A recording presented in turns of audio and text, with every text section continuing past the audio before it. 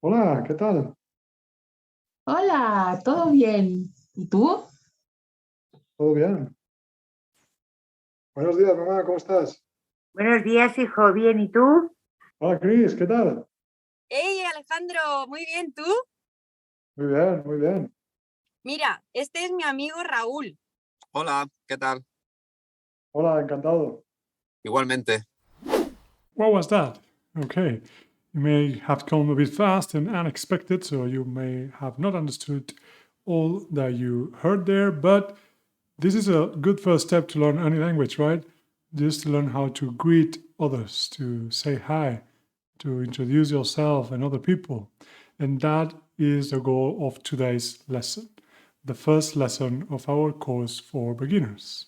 And as we mentioned in the introduction of this course, if you haven't watched that, make sure to do that. This is Unit 0, where you are going to learn some very basics to get started. And the first one of these basics is greetings and ways of introducing yourself.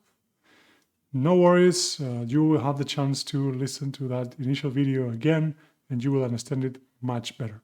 But let's first walk through some basics. There are 4 functions here that we can discuss when greeting or introducing each other, which are saludar, responder a un saludo, presentar a alguien y responder a una presentación.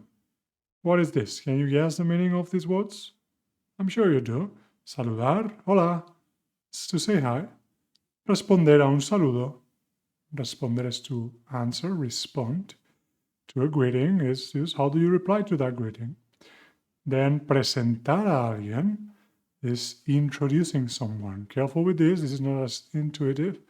You may be tempted to say introducir a alguien, but that's not quite right? It's better to say presentar, to introduce. And when someone is being introduced to you, how do you respond to that? These 4 functions are going to be the focus of the following exercise.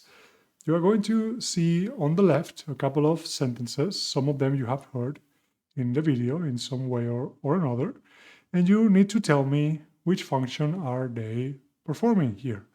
So, muy bien. ¿Y tú qué tal? Un placer. Esta es Laura. Hola, ¿qué tal? Can you tell me which of these is a way of saludar, responder a un saludo, presentar a alguien o responder a una presentación? Feel free to pause the video, take your time, but remember, do it. Interact. Again, we mentioned it in the introduction of the course. This is interactive. I need you to participate with me, okay? No seas vago. No seas vago. Okay, so what is it? Hola, ¿qué tal? Is a way of greeting. Hola, ¿qué tal? And the person can reply, muy bien, ¿y tú? ¿Qué tal? Then esta es Laura is a way of introducing someone. And you can reply in different ways. One of them is un placer. Let's do that one more time. You have here buenas tardes. Este es Álvaro. Bien, gracias. ¿Y tú? Buenos días. And pause if you need it, but make sure to do it. What is un saludo? Responder a un saludo, presentar o responder a una presentación. Well, buenas tardes and buenos días are ways of greeting, but also ways of responding. You can say buenos días and the person can reply buenos días too, right? That's very, very common. Bien, gracias y tú is also a way of responding to a greeting. And este es Álvaro to introduce someone. We saw before, esta es Laura, now este es Álvaro. Why does it change? Why is este in one way or in one example, esta in the other? I'm sure you know. Este is for masculine situations or when you are introducing a man. And when you're introducing a woman, a female, you would say esta. Esta es Laura. And let's do that one last time. You have hola, todo bien, mucho gusto, and encantado. Organize this according to their function.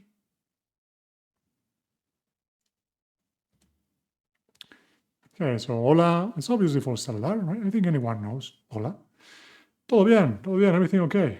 This one you have heard in the video. Todo bien, way of responding when someone asks you, how are you doing? And encantado and mucho gusto are ways of responding when someone is introduced to you. So let's take a look at all of them. Greetings. Hola, buenos días. Buenas tardes. Hola, ¿qué tal? All ways of greeting. Hola is the most common one. And then buenos días, buenas tardes, according to the part of the day. We're going to take a closer look into that. Then you can follow up with ¿qué tal?, but also with other options that are not here. ¿Cómo estás? ¿Cómo va? ¿Qué hay? More informal. So there are different ways, right? Don't worry too much about all of them. You are just starting out, so learn the basic, learn the most common ones, and build from there. Then you can reply to the person asking you how are you, saying muy bien, ¿y tú? ¿Qué tal? Very well, and you? How are you? Bien, gracias. Well, thank you. And you? And todo bien, as we said, everything okay. We already discussed when you are introducing someone, esta es Laura, este es Álvaro. You can also say te presento a Laura. I introduce you to Laura. And in a way, responding to a presentation, to someone being introduced to you, is the same. Encantado, mucho gusto, un placer. All of them are identical. No big difference in informality either. So encantado, mucho gusto, un placer. Now, you're seeing now tú, y tú, ¿cómo estás? And also you have heard ¿cómo estás? But in Spain, that's the most common way with most people. In other situations that are more formal with older people in Latin America, you may hear ¿cómo está? Or y usted, okay? So tú is more informal, usted is more formal, but that's not the goal of this video. We have already seen this, buenos días, buenas tardes, and now we add one more, buenas noches. We use buenos días maybe until 1 p.m., even 2 p.m. There is no math formula here, there's nothing strict, but I would say 1 p.m. is good enough. And then buenas tardes, we use that until it gets dark. So also very abstract. In the winter, that's much earlier. In the summer, that could be much, much later. Buenas noches, I think it's a bit different. In English, you say mostly good night when you are going to bed.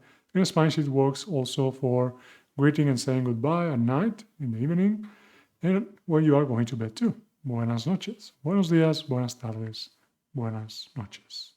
We have learned now several ways of both greeting, saludar, and respond to a greeting, responder a un saludo, as well as presentar a alguien, introducing someone, and responding to someone being introduced to you, responder a una presentación. And now let's do a bit of an exercise to learn something interesting about the culture of greeting, the physical aspect of the non-verbal language or non-verbal communication of it. And one more time, before I tell you, I want you to try to give me the answer. You have 3 pictures that represent 3 ways of greeting, and then on the other side, 3 pieces of vocabulary. Abrazarse, darse 2 besos, and darse la mano. Again, tell me which number comes to each of these words. Number 1, what is it? Is it abrazarse, darse 2 besos, or darse la mano? And the same with 2 or 3. Pause if you need to, but do it. Okay, so number 1 is dar la mano, so literally give your hand. And number 2, abrazarse, to hug each other. Number 3, darse 2 besos, to give each other 2 kisses. This last way of greeting is very common among women or girls, and between a man and a woman. And between 2 men, normally you will give a handshake, or if you are friends, you have a more friendly relationship, there is a hug. I think that's a bit different from other cultures. The 2 kisses thing is not very common, and hugging is mostly for more intimate relationships in other countries. In Spain and also Latin America, we are a bit more open, and we greet with hugging and kisses more liberally. And now that we have covered ways of saying hi and how are you, well, we need to put something in between, right? It's of no use if you know how to say hi, but nothing else after that. That conversation is not going to get far. But at the same time, while you're starting, we're not going to be learning still to maintain a conversation. That will take some time. But let's learn something very basic and something you can say about yourself from day one. Let's take a look at this sentence. I say, hola, I greet you. And then I tell you that me llamo Alejandro y soy español. Vivo en Cáceres y soy profesor. You can use the pictures to help you understand, but I'm sure you can get the meaning of it, right? Me llamo Alejandro. Literally is I call myself Alejandro. You can think of it as my name is Alejandro. And soy español, I'm Spanish. Vivo en Cáceres. You can see on the map where that is in Spain, in the west, the border with Portugal. Y soy profesor. That's my profession. Y soy profesor. You can see here the three verbs we're using at the bottom. Me llamo, vivo en, soy. This is not the time to learn these verbs or conjugations. That's too early. Just let's try to get the meaning of it and use them for this very particular situation.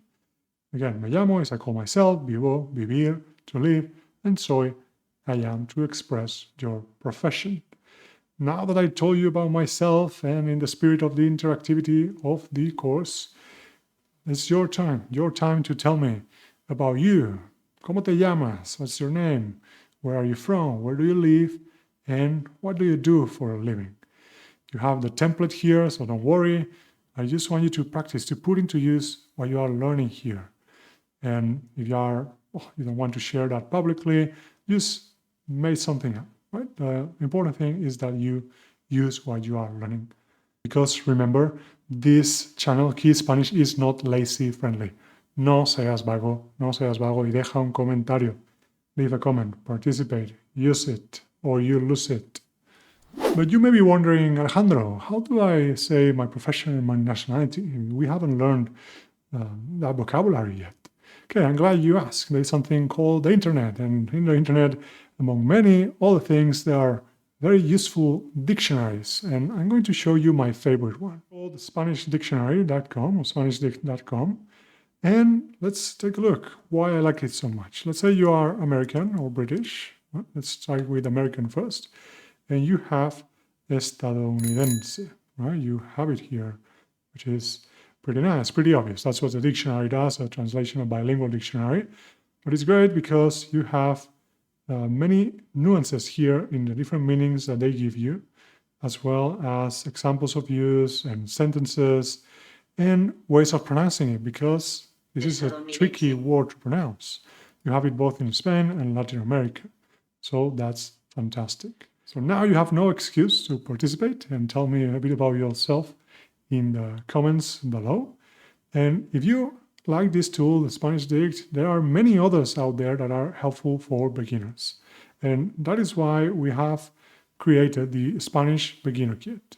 This is the perfect complement to these lessons that you are taking now with us on YouTube, because it provides you with useful tools to learn vocabulary, to get some input, including a worksheet with 2,000 most frequent words, a list of cognates, flashcard apps we recommend, books, some Spanish sentence structure chart, a recommendation for a grammar book, ways to practice with different tools, and even a study template that you can download to organize your time efficiently.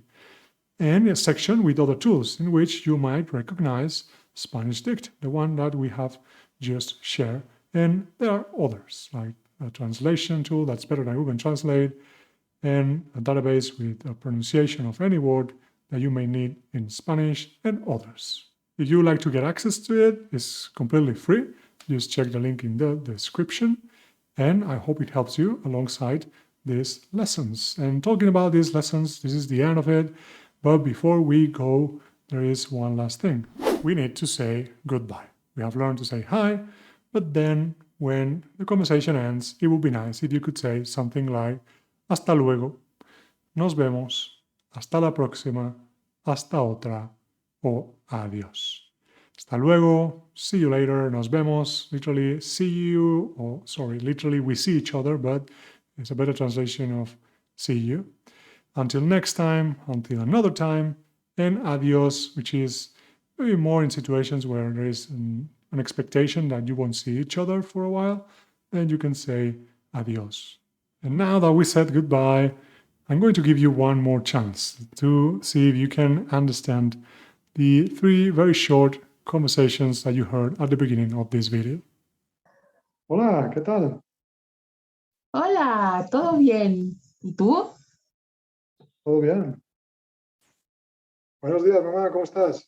Buenos días, hijo. Bien, ¿y tú? Hola, Chris, ¿qué tal? Hey Alejandro, muy bien, ¿tú? Muy bien, muy bien. Mira, este es mi amigo Raúl. Hola, ¿qué tal? Hola, encantado. Igualmente. How was it? I'm sure that it was much better. Now it's really time to say hasta la próxima. Soy Alejandro de Key Spanish y nos vemos en clase.